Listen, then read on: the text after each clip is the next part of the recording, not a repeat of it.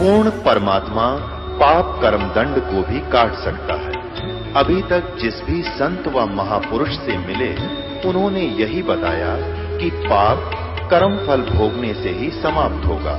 वो प्रभु कौन है जो पाप कर्म को काट देता है, वो काल के बंधन से छुड़वा देता है। उसका क्या नाम है, पूजा की विधि क्या है? कृपया अवश्य सुनिए जगत गुरु तत्वदर्शी संत रामपाल जी महाराज के अमृत वचन। संसारी दी गल्लां चिन्ह ना बूझे शब्द जो गहरे नू। संसारी दी गल्लां चिन्ह ना बूझे शब्द जो गहरे नू। ये मुर्दों से ती प्रीत लगाव न जाने सतगुरु मेरे नू। मुर्दों से ती प्रीत लगाव न जाने सतगुरु मेरे नू। मत दे दी है बालम बैरे नू, मत दे दी है बालम बैरे नू।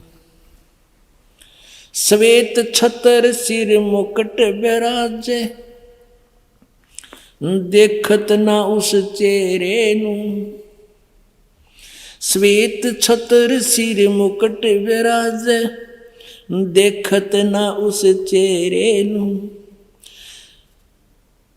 ऊंची थड़ियां खेती बोवे ये भूल गए निज डेरे नू। ऊंची थड़ियां खेती बोवे ये भूल गए निज डेरे नू। मैं तो दे दी बैरे नू, मैं तो दे दी है बालम बैरे नू। मैं तो दे दी है बालम।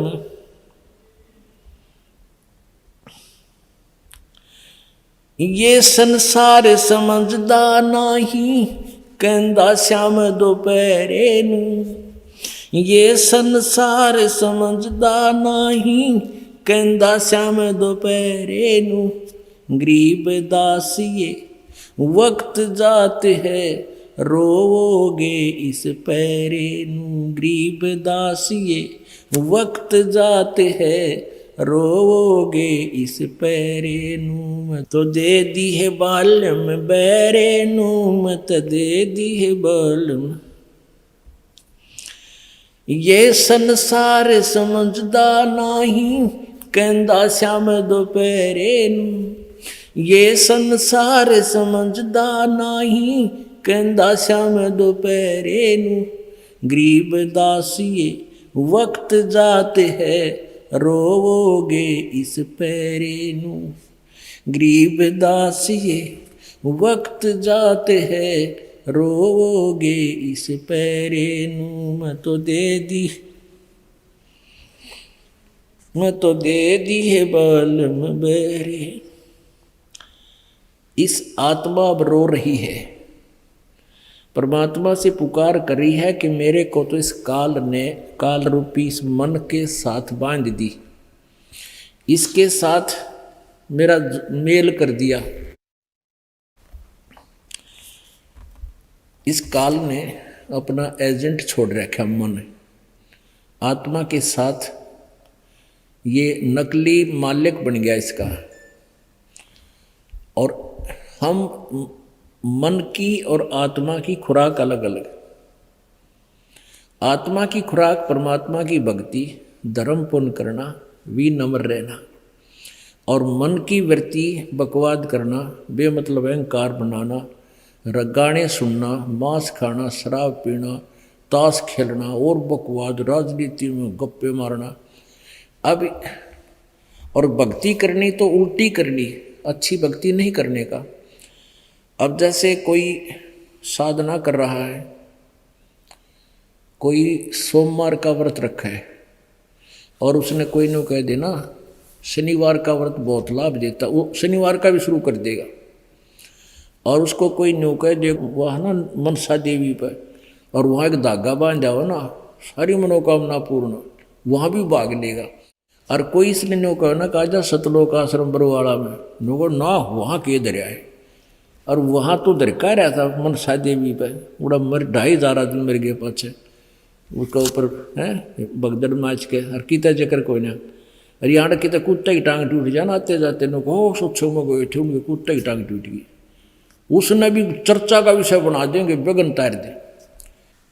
एक व्यक्ति किसी को न्यू कहना का आज सत्संग में चल लेंगे, हमारे वहाँ सत्संग बहुत अच्छा होता है और सारी व्यवस्था बिछे बिछाए गदले हैं, ऐसी रजाई में बिल्कुल ताज़ी रजाई, ऐसी सर्दी में देसी घी का खान पान सारा फ्री हैं, और चल वहाँ चलेंगे सत्संग सुनेंगे। नुको ना टाइम को ना। एक भगत बताओ था कि ऐसे मैं एक अपने मित्र गाँव खाता, उसने कहूँ था कहा वहाँ सत्संग में चलेंगे 3 दिन का सत्संग हो। बोला ना टाइम को ना।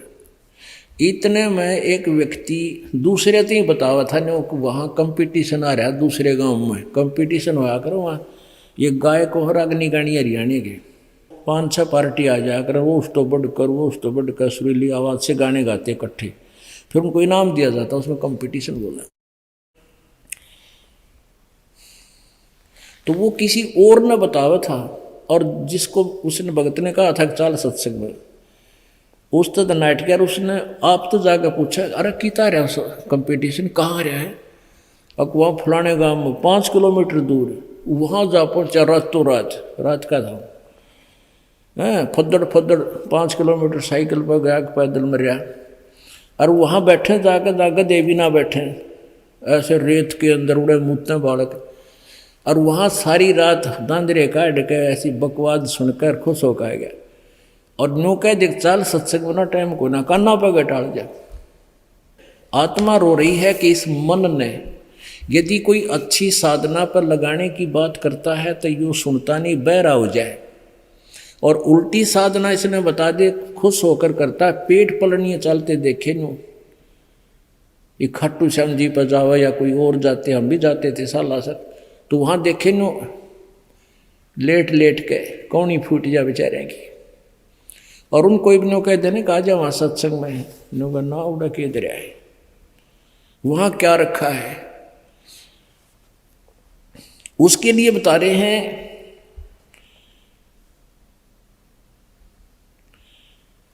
अब आत्मा रो रही है कि मैं तो दे दी बालम बहरे नू, इस मन रूपी पति का इस बहरे के साथ मेरा मेल कर दिया। संसारी दी गल्लां चिन्ह ना बूझा समझ दो गहरे नू। आम आदमी कोई बता दे वह साधना शुरू कर दे, और इस यथार्थ ज्ञान को प्रमाण के सहित बताया जाता कि तीसने ना माने और मर्दों से ती प्रीत लगावे। जैसे कोई को बाबा जी मर गया गांव में 100 साल पहले, ऊड़ा माथा टेकन जाएंगे हमारा समाधि की पूजा है, और जिंदे संत ना पूछे आगे पूछते। अब जैसे कोई वैद्य था और बहुत अच्छा वैद्य था, नब्ज पकड़ के दवाई देता था, स्वस्थ कर देता था। अब वो मर गया, मृत्यु होगी, उसकी यादगार बना दी, एक प्रतिमा बना दी। अब कोई उस मर्द के पास वैद्य के पास मत्था टेक कर जाकर कि मैंने ठीक कर दे स्वस्थ कर दे, अब नहीं कर सकता, वह मूर्ति कुछ नहीं कर सकती। ऐसा ही वैद्य खोजना पड़ेगा कहाँ मिले, फिर वो नब्ज देख के वो दवाई दे तब रोग कटे। तो ऐसे ही संत ढूंढने पड़ेंगे, वो संत बताएंगे। नो कहे उन संतां की तो मानते नहीं। मुर्दों से ती प्रीत लगावे नहीं जाने सतगुरु मेरे नु, कि उस संत को नहीं समझता जो हर तरह से हर महरम से परिचित है, जो तत्वदर्शी है यानी पूरा खोजी है उसका। सवेत छतर सिर मुकुट विराजय और देखत ना उस चेहरे, सब ने निराकार निराकार पर गाटा जोड़ रखे है। विष्णु जी की पूजा करे मूर्ति बना रहे, और कोई नो कह कैसे भक्ति करता, ध्यान मेडिटेशन करता हूँ। भगवान कैसा है, वो तो निराकार है, फिर विष्णु जी की किस लिए पूजा करता जो भगवान विष्णु भगवान नहीं है। तो ऐसी बालका वाली छुरी थी हमारी बिना ज्ञान के। कहते हैं श्वेत छतर, उस परम पिता के ऊपर छतर है, जैसे इस दास के ऊपर भगतान बना रखा है। ये तो अपना आर्टिफिशियल है, तो कबीर परमात्मा परम अक्षर ब्रह्म के सिर पे श्वेत छतर और सिर मुकुट, सिर पे मुकुट है। और देखत ना उस चेहरे में। साकार है वो परमात्मा सतलोक के अंदर। ये निराकार निराकार बताने कह का पता नहीं, इनका कोई अनुभव नहीं है। श्वेत छत्र सिर मुकुट विराजे, देखत ना उस चेहरे नु। ऊंची थड़ियां खेती बोवे ये भूल रहे नज डेरे। यानी कितना, क्योंकि गरीबदास साहिब जी किसान थे और किसान लोग उनके आसपास आ जाया करते थे, उनको उसी ढंग से, यानी आम व्यक्ति को ही उन्होंने ज्ञान दिया है। लेकिन उस समय जब ये बैठे हैं तो ऐसे व्यक्तियों को भी उसी तरीके से समझाने की चेष्टा की है जिससे वो समझ सकते हैं कि भी तुम ऊंची थड़ियाँ पर जाना, पानी की व्यवस्था, वर्षा हो जा तो बीज डाला जा सकता है, अगर वर्षा ना हुई तो बीज भी खराब उसमें डाला हुआ ऊंचे थलों पर। और एक डहर होती है, समतल जमीन होती थी। पहले साधन वर्षा का ही होता था, सिंचाई का। तो वर्षा थलियों पर वर्षा हुई भी उस डहर में आके जल रुकता था, और जिसमें ज़्यादा जल वर्षा का रुक जाता था उसमें ज़्यादा उपज होती थी, और वो डहर उपजाऊ जमीन होती थी। थलियों पर तमन माने एक मण भी ना हो एक एकड़ में, वो तो एक दो मण हो जा जब वर्षा ठीक होती रहे तो, और डहर में हो जा 40 मण 50 मण एक एकड़ में। तो कहते हैं तुम ऊंची थलियां, यानी आन उपासना, अन्य देवताओं की जो पूजा वो ऊंची थली है, और सतपुरुष परमात्मा की पूजा वो डहर है, उपजाऊ स्थान है। उसको तुम भूल गए जो घना दन दे, यानी जिससे आपको अधिक लाभ हो। ऊंची थलियां खेती बोवे ये भूल गए निज डेरे नु। ये संसार समझदा नाही कहंदा श्याम दोपहरे नु। जैसे कोई व्यक्ति कोर्ट में मिल रहा है, किसी मित्र अपना कोई रिश्तेदार मिल जाता है कचहरियों में, और दोनों हाथ में हाथ मिला कर, और ठीक है रिश्तेदार, हका मौज हो रही है। अरे कोर्ट में मौज का के मेड़, महादुखी व्यक्ति जा रहे कोर्ट में, घिग्गी बंधी रहे, कदे आज गवा जार, आज वो फलाना ना हो, कदे न्यू हो जा, और वहां भी नो का मौज हो रही है। कहते तुम कहन तक सीमित हो मौज की, अरे मौज नाम की चीज नहीं। आपकी तो ऐसी स्थिति है, कबीर ये माया अटपटी, कबीर ये माया अटपटी, सब घट आण अड़ी, किस किस न समझाऊं या कुएं भांग पड़ी। जैसे किसी ने एक मण भांग घोट कर कुएं में डाल दियो, और उस कुएं के जलने से 200 आदमी पी ले, पीते ही उनकी एक जैसी शकल, एक्टिंग है, ऐसे लड़खड़ा कर चलना और एंड बैंड बोलना। कहते इस काल ने इस त्रिगुणमयी माया की भांग घेर दी 21 ब्रह्मांड में, और इसने ही पी कर तुम टीटी बने फिरो आज।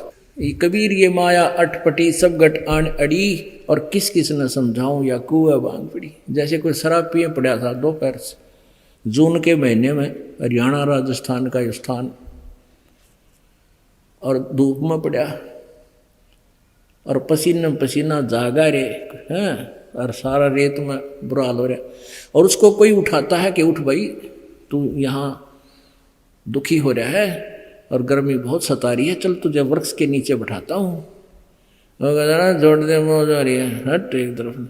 तो आज हम इस स्थिति में, इस काल के लोक में, यहाँ पर किसी को सुख नाम की चीज नहीं चाहिए। प्रधानमंत्री बन रहा है, एक पल की भी चैन नहीं है, चाहे सारी पृथ्वी का राजा है।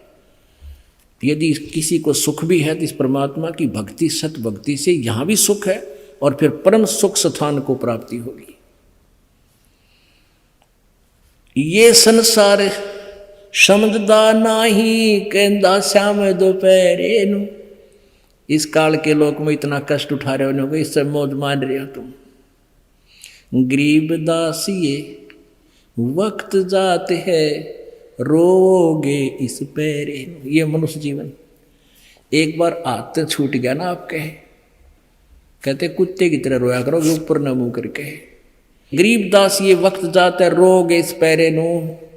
ये मनुष्य जीवन ऐसे बर्बाद हो गया, और सतभक्ति बनी नहीं, परम संत मिले नहीं, तो रोया करोगे इस समय को याद करके। फिर परमात्मा कहते हैं फिर क्या बनेगा, आछे दिन पाछे गए गुरु से किया ना हेत, अब पछतावा के करे जब चिड़िया चुगी खेत। अब रहते रहते करो और बेड़ा पार हो जाएगा। बोलो सतगुरुदेव। परम पिता परमात्मा पूर्ण ब्रह्म सारी सृष्टि के रचनहार कुल मालिक कबीर देव कबीर साहेब जी की असीम कृपा से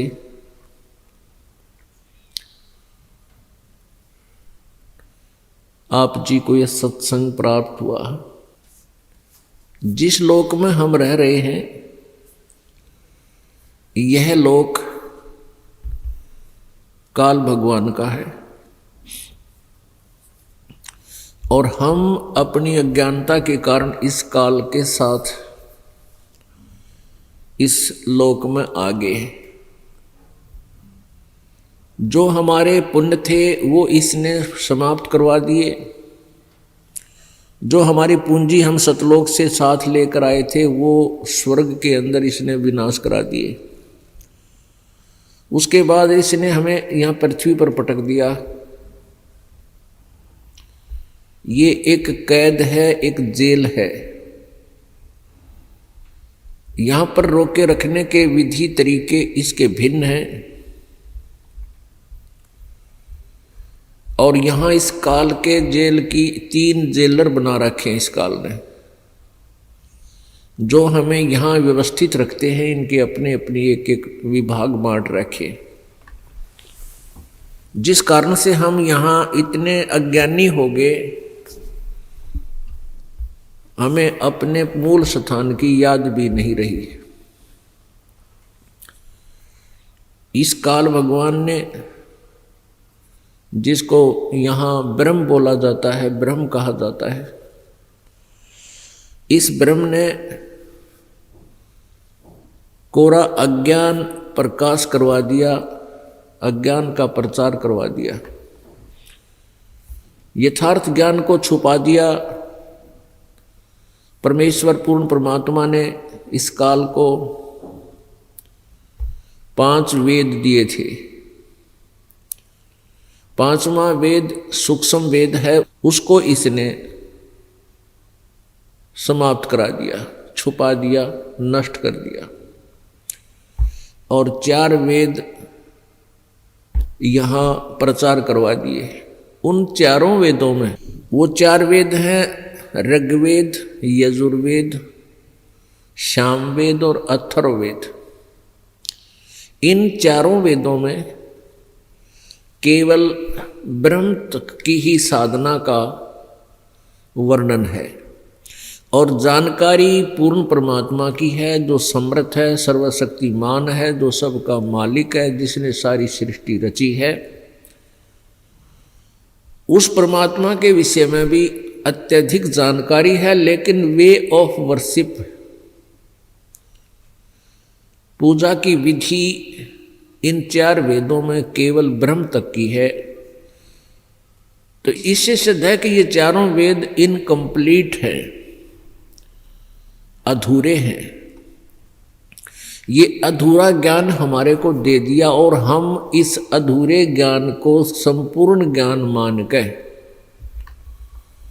और जैसा भी ऋषि महर्षियों ने निष्कर्ष निकाला अपने ही अनुभव से, उसी को आज तक हम सुनते सुनाते रहे। वेदों में प्रमाण है कि वो परमात्मा स्वयं ही चलकर आते हैं और अपने यथार्थ ज्ञान को वो स्वयं ही अपनी प्यारी आत्माओं को बताते हैं। फिर वो पुण्यात्मा अन्य अपने साथियों को, भाई बहनों को वो यथार्थ ज्ञान कराते हैं। लेकिन काल के दूत, काल के द्वारा प्रेरित संत, ऋषि, महर्षि, मंडलेश्वर, आचार्य, ये उस भ्रमित ज्ञान से अधिक भ्रमित रखते हैं और वो प्रचारक ज़्यादा होते हैं। परमात्मा से परिचित व्यक्ति, पुण्यात्माएं बहुत सीमित होती हैं। तो जिस कारण से वो यथार्थ ज्ञान जनसाधारण तक नहीं पहुंच पाया। उसका मूल कारण ये रहा कि पहले सभी अशिक्षित हुआ करते थे। प्रत्येक युग में एक विधान बना दिया था इन ऋषियों ने, अपने आप ही एक विधान बना लिया कि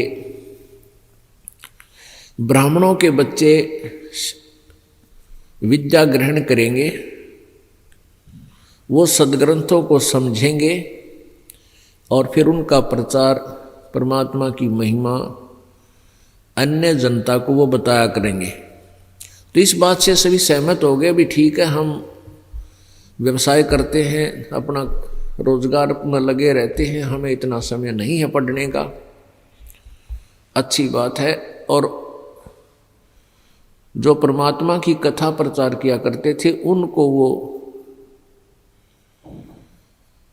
अन्य वर्ण, 3 वर्ण, 4 वर्ण बनाए थे कि ब्राह्मण, वैश्य, अक्षत्रिय और शूद्र। ब्राह्मण वर्ग केवल शिक्षा ग्रहण करता था, 3 वर्ण उन्हीं ब्राह्मण वर्ण से सुने हुए ज्ञान को ही स्वीकार करते थे और उनको दक्षिणा दिया करते थे। ये रूटीन अभी तक चलता रहा। अब वो जितने भी ऋषि थे, ब्राह्मण थे, गुरु थे, वो तत्व ज्ञानहीन थे।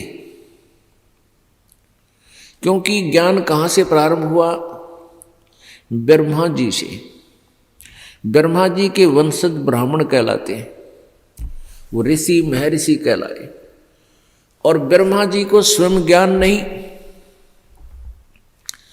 ब्रह्मा जी स्वयं वेदों से अपरिचित, क्योंकि वेद, चारों वेद इनकम्प्लीट नॉलेज रखते हैं, इनकम्प्लीट ज्ञान है। और ब्रह्मा जी ने उन्हीं वेदों को पढ़ा और समझा जो इनकम्प्लीट, अधूरा ज्ञान है। और साथ में हठ योग भी करते रहे। तो ब्रह्मा जी से विष्णु जी और ब्रह्मा जी से ही शिव जी ने अध्यात्म ज्ञान को ग्रहण किया। पुण्यात्मा परमेश्वर की वाणी में आता है कि 3 लोक और भवन चतुर्दश कोई नहीं सत्संगी। सत्संगी का अर्थ होता है जिसके पास सच्चा ज्ञान हो, वो सत्य का साथी। और जिसके पास सत्य ज्ञान नहीं है, वो अधूरा ज्ञान है, तो वो सत्य का साथी यानी सत्संग नहीं रखता। परमात्मा कबीर जी ने अपनी वाणी बताया, सुर नर मुनि जन 33 करोड़ी, बंधे सभी काल की डोरी।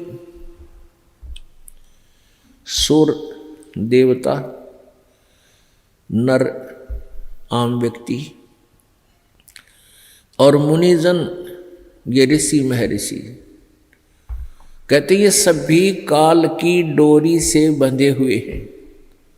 ये काल के ज्ञान से परिचित हैं। ये ब्रह्म को सुप्रीम पावर मानकर ओम नाम के जाप का सिमरण ध्यान करते रहे।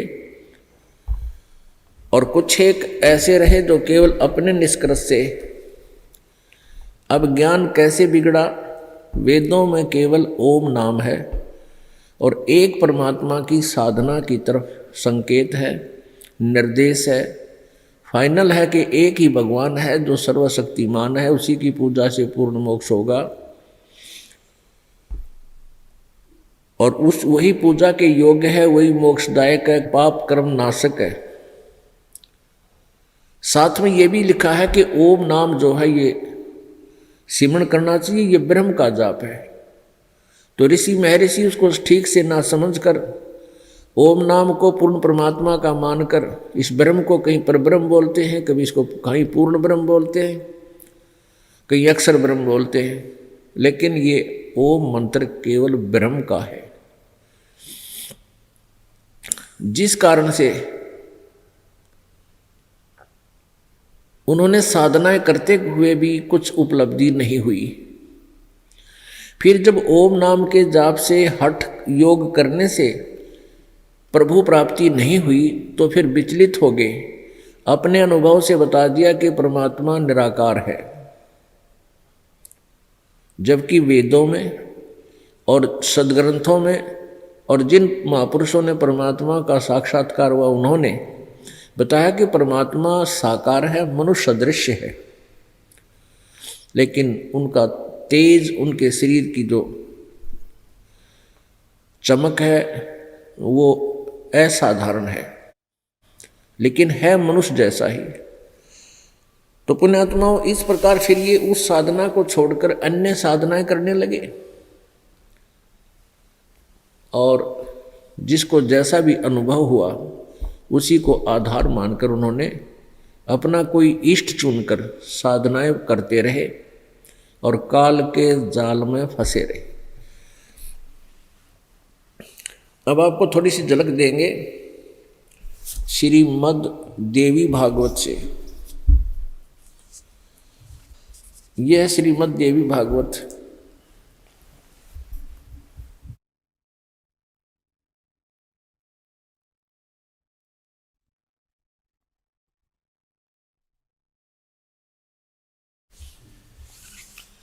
गीता प्रेस गोरखपुर से प्रकाशित है।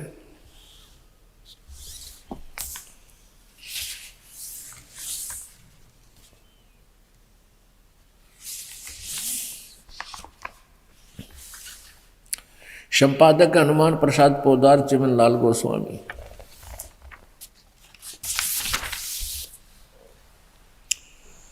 प्रकाशक एवं मुद्रक हैं गीता प्रेस गोरखपुर, गोविंद भवन कार्यालय, कोलकाता का संस्थान।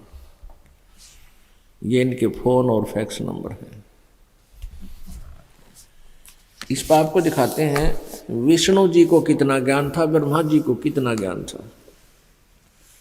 पृष्ठ 28 पे प्रथम स्कंद, पहला स्कंद। ये नारद जी और व्यास जी, जो इन पुराणों के राइटर हैं व्यास जी, ये दोनों डिस्कस कर रहे हैं। नारद जी से व्यास जी पूछ रहे हैं, नारद जी बता रहे हैं। नारद जी ने कहा, महाभाग व्यास जी, तुम इस विषय में जो पूछ रहे हो ठीक ही प्रश्न मेरे पिताजी ने भगवान श्री हरि से किया था, यानी विष्णु जी से किया था। देवा अधिदेव भगवान जगत के स्वामी हैं। अब नारद जी के ज्ञान का भी पता लग जाएगा इसमें। ये विष्णु जी को देवा अधिदेव यानी भगवानों के भगवान, जगत के स्वामी कह रहे हैं। लक्ष्मी जी उनकी सेवा में उपस्थित रहती हैं। दिव्य कौस्तुभमणि उनकी शोभा बढ़ाती है। वे शंख चक्र गदा लिए रहते हैं, पीतांबर धारण करते हैं, 4 भुजाएं हैं, वक्ष स्थल पर श्री वत्स का चिन्ह चमकता रहता है। वे चराचर जगत के आश्रयदाता हैं, जगत गुरु हैं। विष्णु जी को जगत गुरु कह रहे हैं कुण नारद जी, एवं देवताओं के भी देवता हैं। ऐसे जगत प्रभु भगवान श्री हरि महान तप कर रहे थे, उनकी समाधि लगी थी। यह देखकर मेरे पिता ब्रह्मा जी को बड़ा आश्चर्य हुआ।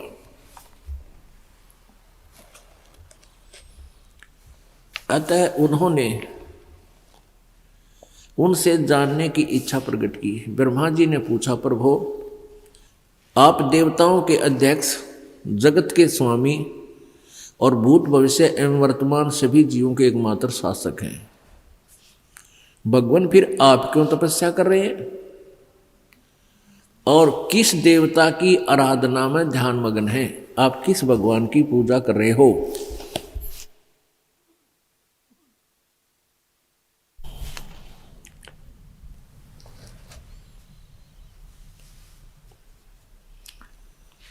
मुझे असीम आश्चर्य तो यह हो रहा है कि आप देवेश्वर एवं सारे संसार के शासक होते हुए भी समाधि लगाए बैठे हैं।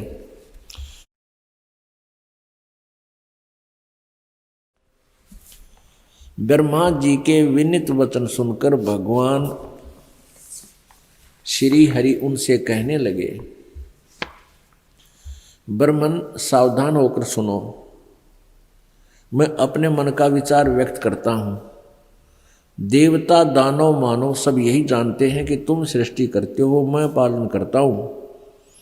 और शंकर संहार किया करते हैं, किंतु फिर भी वेद के पारगामी पुरुष अपनी युक्ति से यह सिद्ध करते हैं कि रचने, पालने और संहार करने की यह योग्यता जो हमें मिली है, इसकी अधिष्ठात्री शक्ति देवी है।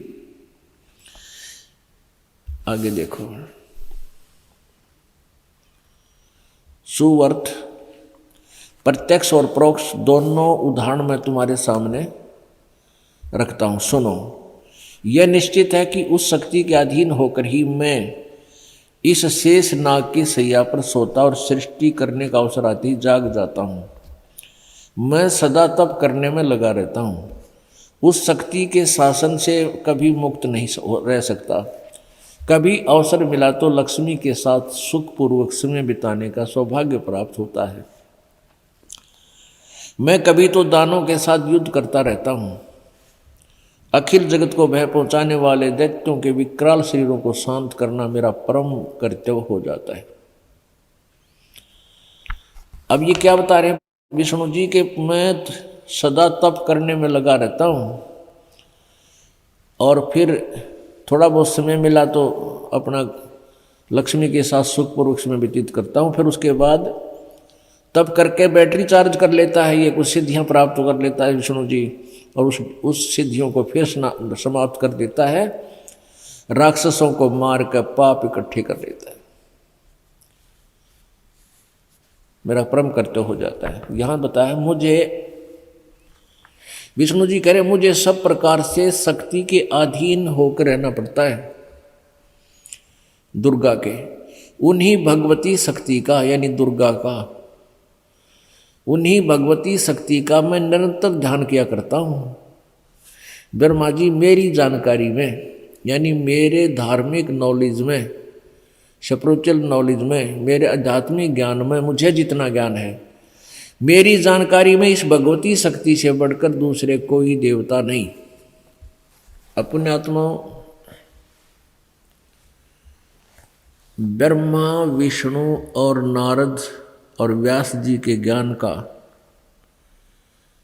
ये पर्दा उठ गया कि ना तो ब्रह्मा जी ने क्या कहेगा पता भक्ति के बारे में, क्योंकि वो विष्णु जी को सर्वेश्वर महेश्वर, सब देवों के देव, जगत के स्वामी, सबका मालिक बताकर उसकी उपमा कर रहे हैं। और विष्णु जी ने अपना वेद दे दिया कि मैं दुर्गा की पूजा करता हूँ या घोर तप करता रहता हूँ। घोर तप करके कुछ सिद्धियाँ प्राप्त हो जाती हैं, उन सिद्धियों के आधार से फिर राक्षसों का हनन करता है, हत्या करता है, और कहता है मैं दुर्गा से ऊपर कोई भगवान नहीं जानता।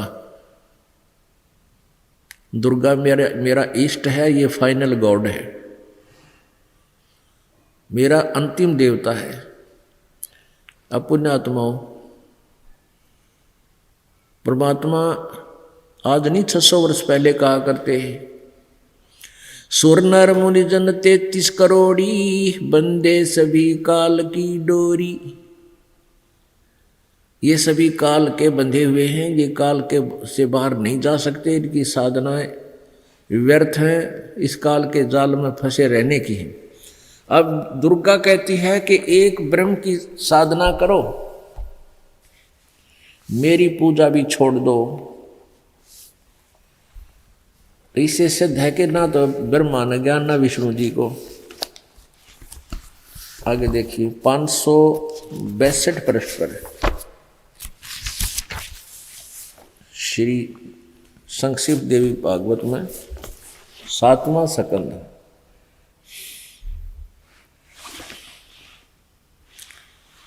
पाँच सौ 62 पृष्ठ पे ये दुर्गा हिमालय को ज्ञान दे रही है। देवी द्वारा हिमालय को ज्ञानोपदेश, ब्रह्म स्वरूप का वर्णन, यानी ब्रह्म के बारे में जानकारी दे रही है। श्री देवी जी कहने लगी, पर्वतराज, अब ये तो पहले तो यहाँ तक तो अपने विषय बता रही, फिर कहती है कि उस ब्रह्म का क्या स्वरूप है यह बतलाया जाता है, जो प्रकाश रूप, सबके अत्यंत समीप में स्थित हृदय रूप गुहा में स्थित होने के कारण गुहाचर नाम से प्रसिद्ध, और महान पद अर्थात परम प्राप्य है। वह समस्त प्रजा के ज्ञान से परे है, अर्थात किसी की बुद्धि में आने वाला नहीं है, ये तुम जानो। जो परम प्रकाश रूप है, जो सूक्ष्म से भी अत्यंत सूक्ष्म है, जिसमें संपूर्ण लोक और उन लोकों में निवास करने वाले प्राणी हैं, वही यह अक्षर ब्रह्म है। अब देखो यहां से कहने लगी थी या ब्रह्म के बारे में बताऊंगी, ब्रह्म स्वरूप का वर्णन, और ये क्या कह रही है, अक्षर ब्रह्म है और वही सबके प्राण है, वही सबकी वाणी है और वही सबके मन है, वही परम सत्य है और अमृत अविनाशी तत्व है।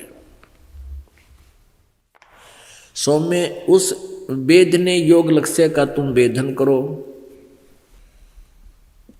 और मन लगाकर उसमें तन्मय हो जाओ। सौम्य उपनिषद में कथित महान अस्त्र रूप धनुष लेकर उस पर उपासना द्वारा तीक्ष्ण किया हुआ बाण संधान करो।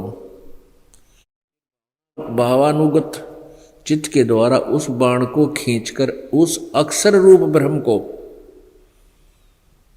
लक्ष्य बनाकर वेधन करो। अब क्या बताते हैं, महिमा तो गा रही है अक्षर ब्रह्म की और नाम बता रही है ब्रह्म का। परवण ओम धनुष है, जीवात्मा बाण है और ब्रह्म को उसका लक्ष्य कहा जाता है। अब सब उवा बाई बांट रहे हैं, यहां अक्षर ब्रह्म कह रही है, यहां केवल ब्रह्म का ओम नाम है। बस आगे देखो, उस एकमात्र परमात्मा को ही जाने, दूसरी बातों को छोड़ दे, यानी मेरी पूजा भी छोड़ दो, दुर्गा कह रही है, और केवल उसी परमात्मा को जानो जिसका ओम नाम है। यही अमृत रूप परमात्मा के पास पहुंचाने वाला पुल है। संसार समुद्र से पार होकर अमृत रूप परमात्मा को प्राप्त कराने का ये सुलभ साधन है। जिस प्रकार इस आत्मा का ब्रह्म के जप के साथ ध्यान करो, ओम के, यानी उस आत्मा ब्रह्म का, ब्रह्म के बारे में बता रहे हैं, इस आत्मा का यानी ब्रह्म का ओम के जप के साथ ध्यान करो। अब जिस भी ये गुण तो गा रही है अक्षर ब्रह्म के और मंत्र बता रही है ओम ब्रह्म का, यह स्पष्ट कर रही है कि इससे अज्ञान में अंधकार से सर्वथा परे और संसार समुद्र से उस पार जो ब्रह्म है उसको पा जाओगे। यानी ओम नाम के जाप से ये कह रही है कि उस ब्रह्म को प्राप्त हो जाओगे, तुम्हारा कल्याण हो। और वो कहाँ रहता है? वह है सबका आत्मा, वह यह सबका आत्मा ब्रह्म ब्रह्मलोक रूप दिव्य आकाश में स्थित है। यह ब्रह्मलोक में रहता है यो ब्रह्म, और ओम नाम के जाप से उसके पास पहुंच जाओगे ब्रह्मलोक में। ये दुर्गा का ज्ञान है जो हिमालय को बता रही है, और विष्णु भगवान कह रहे हैं कि मैं दुर्गा से ऊपर किसी देवता ने जानता ही नहीं। दुर्गा कह रही है कि कह रही है ब्रह्म का जाप करो, उसका ओम नाम है, नथिंग एल्स। उससे क्या होगा कि ब्रह्मलोक में चले जाओगे। गीता जी अध्याय नंबर 8 के श्लोक नंबर 16 में कहा है कि ब्रह्मलोक पर्यंत सभी पुनरावर्ती में है। पुनरावर्ती यानी बार बार आने और जाने का जो चक्कर है। ब्रह्मलोक में गए प्राणी भी पूर्ण मोक्ष प्राप्त नहीं करते, उनकी भी जन्म और मृत्यु होती रहती है। पुण्यात्माओं, गीता जी अध्याय नंबर 15 के श्लोक नंबर 1 से 4 में कल आपको दिखाया, उसमें लिखा है कि जब तत्वदर्शी संत मिल जाए उसकी ये पहचान है कि संसार रूपी वृक्ष के वो सभी अंगों को भिन्न भिन्न प्रकार से विस्तार से बताएगा। वो तत्वदर्शी संत होगा। उसके बाद फिर उस परमेश्वर के परम पद की खोज करनी चाहिए, जहां जाने के बाद प्राणी फिर लौटकर कभी संसार में नहीं आते, अर्थात उनका पूर्ण मोक्ष हो जाता है। गीता ज्ञानदाता कह रहा है, गीता ज्ञानदाता 18वें अध्याय के 62वें श्लोक में कहता है कि अर्जुन तू सर्वभाव से उस परमेश्वर की शरण में जा, उसकी कृपा से ही तू परम शांति इस जीव को परम शांति उस समय होगी जब इसका जन्म और मृत्यु का रोग कट जाएगा, और सतलोक के अंदर जाने के बाद वहां कोई कष्ट नहीं, किसी प्रकार की कोई टेंशन नहीं, और वहां जाकर के जरा और मरण दोनों नष्ट, युवा शरीर रहेगा और कभी मृत्यु नहीं होगी, राग द्वेष नहीं, बाही बंटवारा नहीं, नेक आत्माएं होती हैं जो आपस में वहाँ झगड़ा भी नहीं होता, सब भरे भंडार है भगवान के दरबार में, कोई काम नहीं। गीता जी में आता है कि नैष्कर्म में जो सिद्धि है, उपलब्धि है, वो सतलोक में ही प्राप्त होगी, और उसकी साधना यहाँ 3 मंत्र के जाप से। गीता जी अध्याय नंबर 8 के श्लोक नंबर 1 में अर्जुन ने पूछा, प्रभु आपने अध्याय नंबर 7 के श्लोक नंबर 29 में जिस तत्परम के बारे में बताया है, कहा है कि उसके जानने के उपरांत तो प्राणी केवल जरा और मरण के मोक्ष के लिए ही प्रयत्न करता है, अर्थात वो फिर यहाँ संसार की कुछ भी वस्तु की इच्छा नहीं करता, यहाँ से छुटकारा ही चाहता है। तो किम तत्परम, वो तत्परम क्या है? गीता जी अध्याय नंबर 8 के श्लोक नंबर 3 में कहा कि वो परम अक्षर ब्रह्म है। गीता जी अध्याय नंबर 8 के श्लोक नंबर 13 में गीता ज्ञानदाता कहता है, मेरा तो एक ओम अक्षर है, ओम इति एक अक्षरम ब्रह्म विवहरण माम अनुसमरण ये परियाति तजंदेहम स याति परमाम गतिम। मुझ ब्रह्म का एक ओम अक्षर है, उच्चारण करके सिमरण करता हुआ जो व्यक्ति शरीर त्याग कर जाता है, वो ओम नाम से होने वाली परम गति को प्राप्त होता है। और गीता जी अध्याय नंबर 17 के श्लोक नंबर 23 में उस सच्चिदानंद घन ब्रह्म के पाने का ये 3 मंत्र का जाप, इसमें ओम भी इंक्लूड है। ओम तत्सत, ओम तो क्लियर है, तत् और सत ये सांकेतिक है। ओम और तत् वो सांकेतिक शब्द मिलकर ये सतनाम बनता है, सच्चा नाम बनता है सतनाम। सत शब्द जो सत है वो सार नाम है, वो सार नाम मिलकर 3 मंत्र का यू जाप इकट्ठा ही हो जाता है। तो उस सच्चिदानंद घन ब्रह्म, उस परमेश्वर की शरण में जाने के लिए, पूर्ण मोक्ष प्राप्त करने के लिए, जरा मरण से छुटकारा पाने के लिए तत्वदर्शी संत द्वारा बताए गए उस 3 मंत्र के जाप का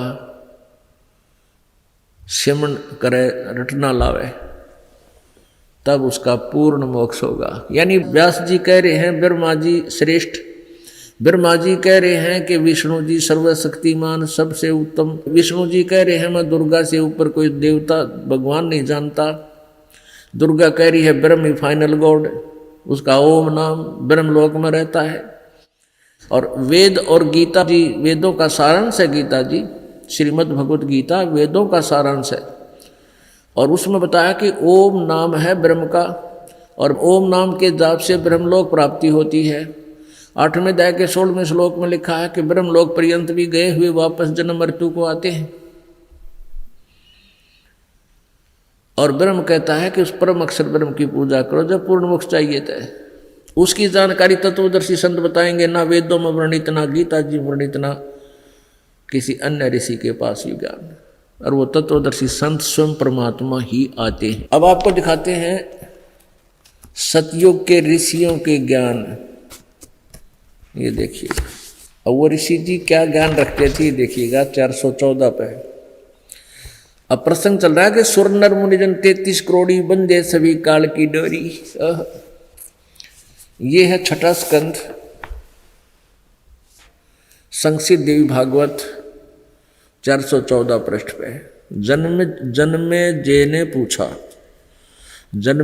ने पूछा महाभाग किस युग में कैसा धर्म का स्वरूप है। व्यास जी से पूछ रहे हैं, इस संपूर्ण विषय को विशेष रूप से बताने की कृपा कीजिए। व्यास जी बोले, राजन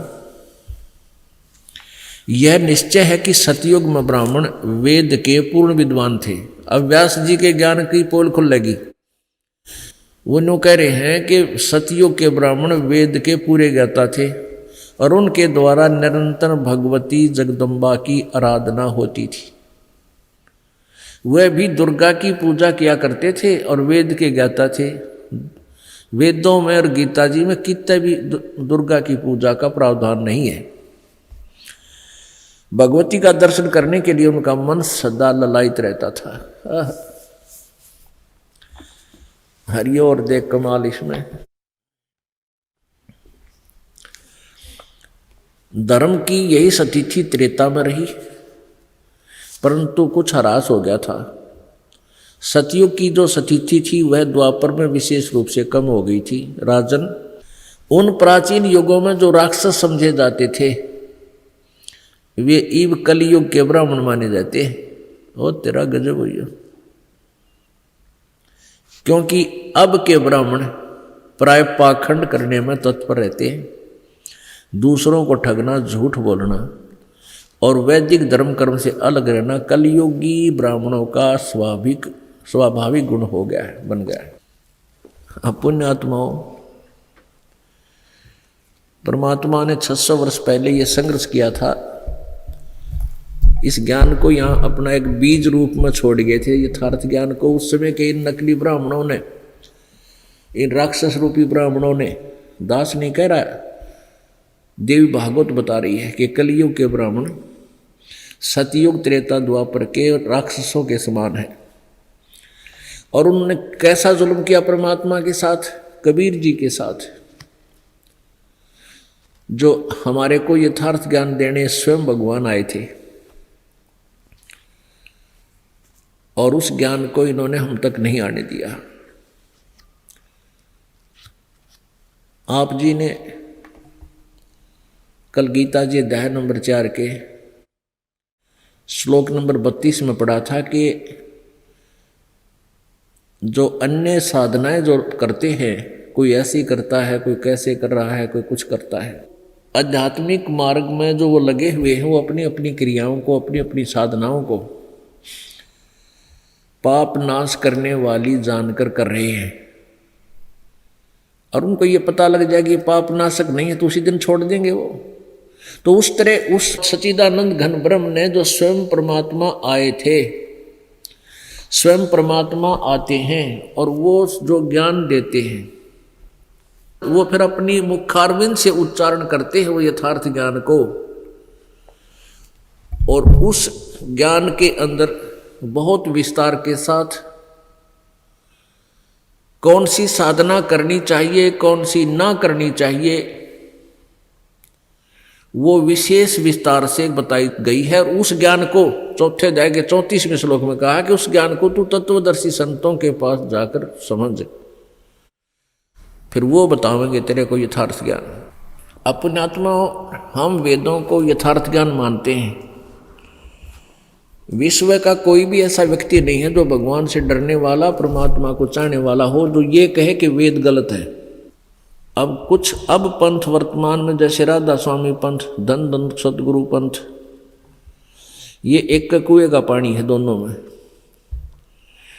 ये कहते हैं कि हमारे जो सतगुरु शिवदयाल जी थे उनका जो ज्ञान है वो वेदों से आगे का है। हम वेदों को, गीता को और पुराणों को नहीं मानते। हमारा ज्ञान तो सर्वप्रिय है, वेदों और गीता से भी आगे का है। और उनका ज्ञान आपने सुना दूं तो हंसी आवे बालका ने भी। ऐसा ज्ञान एंड बैंड बकवाद कर रखी उन्होंने। अब काल ने ये दूत भेजे थे इस भोली आत्मा और श्रद्धालुओं को मिसगाइड करने के लिए। उसको पता था कि कलयुग में परमात्मा ने कहा है कि हम अपना ज्ञान दे करके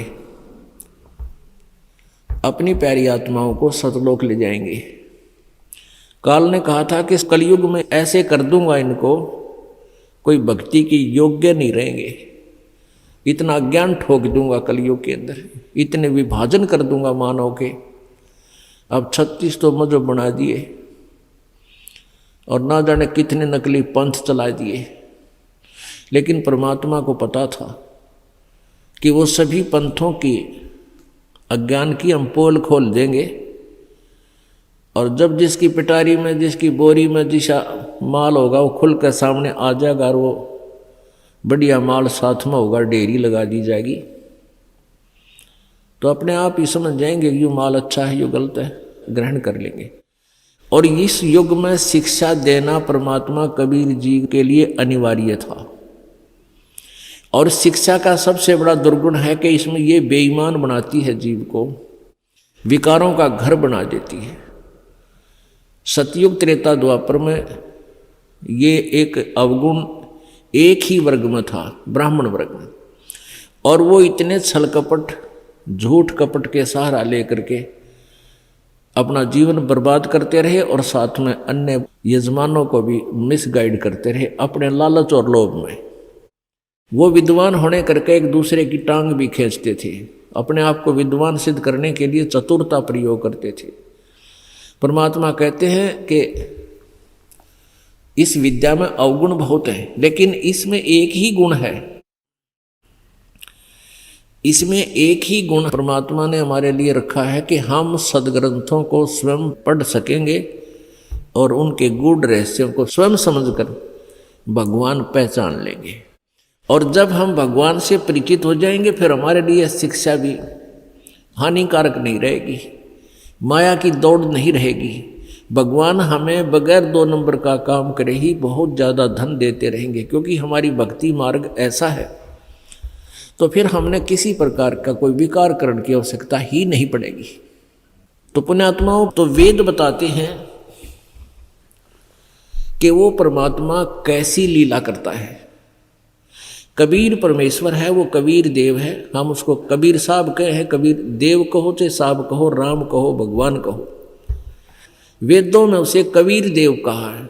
कहीं पर कवि सीधा शब्द भी लिखा है, तो वो कवि काव्यकार के लिए होता है, और एक भाषा का अंतर होता है। जैसे फारसी भाषा में कबीरन लिखते हैं, कबीरन,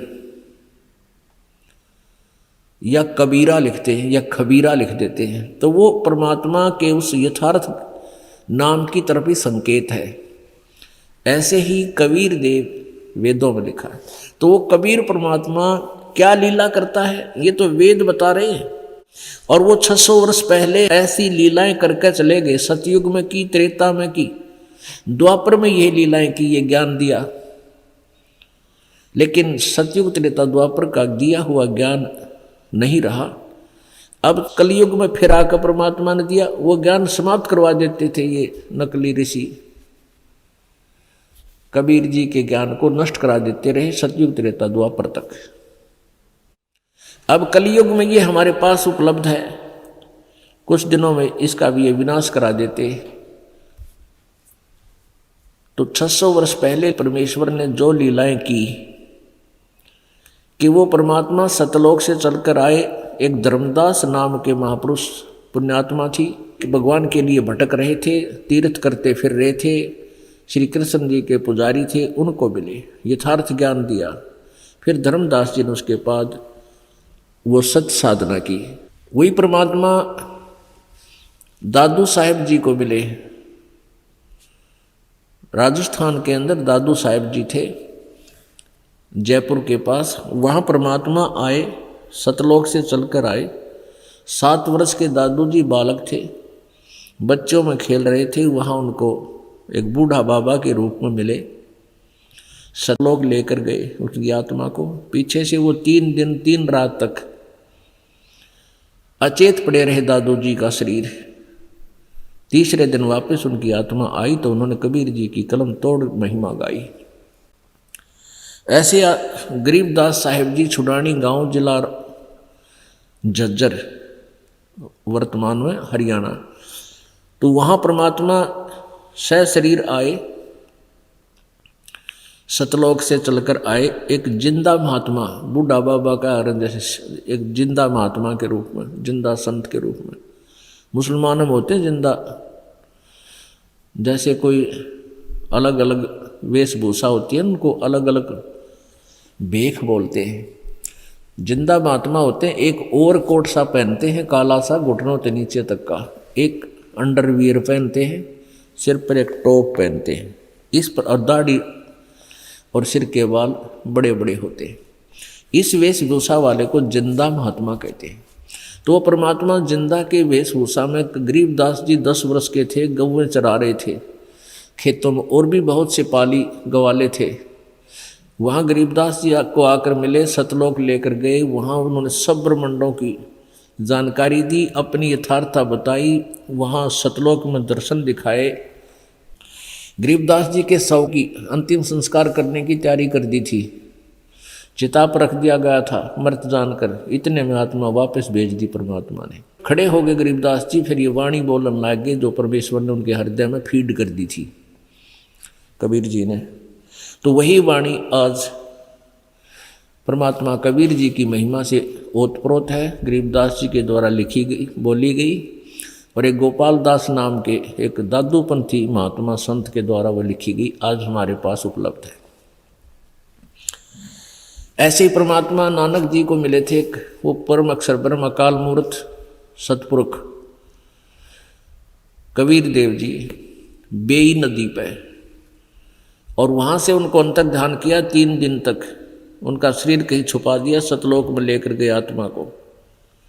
उसके बाद तीसरे दिन वापस छोड़ा तो नानक जी ने नौकरी त्याग दी, परमात्मा के प्रचार के लिए निकल पड़े, और पहली उदासी, पहली यात्रा बनारस में पहुँचे। वहाँ परमात्मा को देखा अपने यथार्थ रूप में, जो सतलोक में भी देखा था उसी रूप में, और वहाँ जुलाहे की भूमिका करते हुए, जुलाहे का कार्य करते देखा। तब नानक जी ने प्रश्न नंबर 24 पे दर्ज है जो वाणी गुरु ग्रंथ साहिब में, श्री गुरु ग्रंथ साहिब में, उसमें लिखा कि फाई सूरत मुल्क की वेश ए ठगवाड़ा ठगी देश, खरासियाना बोता बार ये धानक रूप रहा करता। ये बैठा लोगों भगवान ये धानक रूप में परमात्मा विराजमान है, देख लो। कौन जनता मान है, क्योंकि सब मिसगाइडेड थे। तो वो कहने लगे कि ये पंजाब से आया हुआ व्यक्ति भोला भाला, ये नीरू के पुत्र को भगवान बता रहा है, श्रद्धालु भोला है। यानी वो परमात्मा को आंखों देखा हुआ, और वो अन्य नो के ये तो नीरू का पुत्र है, ये क्या जाने भगवान के, ये भगवान थोड़ा ही हो सकता है। तो वो परमात्मा ऐसी लीलाएं करते हैं, अपनी प्यारी आत्माओं को मिलते हैं, अपना यथार्थ ज्ञान बताते हैं। तो यही प्रमाण वेद बता रहे हैं। ये देखिएगा ऋग्वेद मंडल नंबर 9-10 है ये कहाँ से छपा है ये वेद?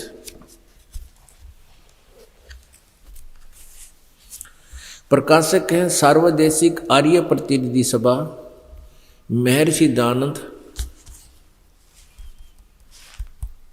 महर्षि दान भवन, रामलीला मैदान, नई दिल्ली 2। ये इनके फ़ोन और फैक्स नंबर हैं। इन्होंने यहाँ लिखा है महर्षि दानंद सरस्वती कृत, लेकिन ये दानंद जी का अनुवादित नहीं है। दानंद जी ने अनुवाद नहीं कर रखा है, गलत लिखा है इन्होंने। चलो हम अपना उद्देश्य पूरा करेंगे। मुद्रक है Prince offset printers, 1510 Pataudi house, Daryaganj, नई दिल्ली। ये इनके फ़ोन नंबर हैं। ये है ऋग्वेद मंडल नंबर 9 और सूक्त नंबर 86। ये है मंत्र नंबर 26। इसमें क्या बताया है, अनुवाद किया है। ये इसमें मूल संस्कृत है, ये सारी मूल संस्कृत है। इसमें ये कबीर शब्द है, कबीर, हम इसको कबीर बोलने लगे, वह को हम वह बोलते हैं। ये कबीर, यहाँ देखो इनके द्वारा अनुवाद है, ये किसी और ने किया हुआ अनुवाद, महर्षि दानंद का नहीं है। वो होता तो और भट्ठा बैठा देता इसका। यज्ञ करने वाले यजमानों यानी भक्तों के लिए, यज्ञ माने धार्मिक अनुष्ठान करने वाले, यजमान माने भक्तों के लिए परमात्मा सब रास्तों को सुगम करता हुआ, उनके विघ्नों को मर्दन करता हुआ नष्ट करता है, विघ्नों को नष्ट करता है। उनको पवित्र करता हुआ और अपने रूप को सरल करता हुआ।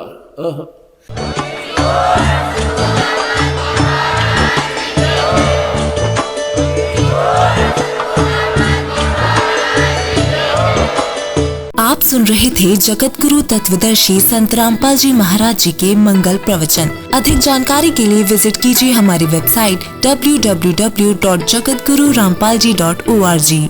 संत रामपाल जी महाराज जी के शुभ आशीर्वाद से पूरे विश्व भर में 500 से भी ज्यादा नाम दीक्षा केंद्र हैं, जिन पर संत रामपाल जी महाराज जी द्वारा ऑनलाइन निशुल्क नाम दीक्षा दी जा रही है। अपने नजदीकी नाम दीक्षा केंद्र का पता करने के लिए संपर्क करें 8222880541।